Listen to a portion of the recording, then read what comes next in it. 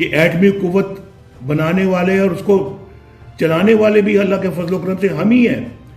یہ بھی اللہ نے اعزاز ہمیں بخشا کہ ہم نے پاکستان کو ایک ایٹمی قوت بنایا.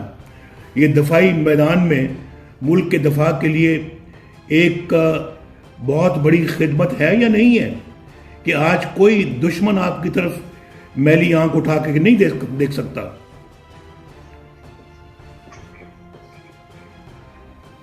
تو آج آپ نے اللہ کے فضل و کرم سے آپ نے دفاع کو ناقابل تسخیر بنا دیا.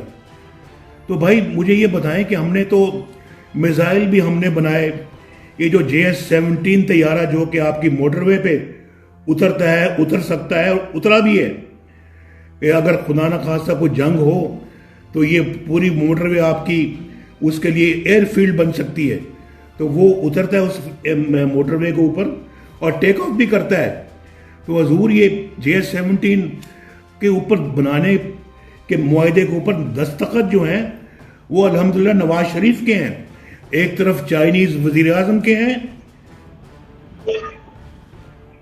اور دوسری طرف نواز شریف کے ہیں. تو یہ دفاعی خدمت کس نے انجام دی؟ مسلم لیگ نون نے.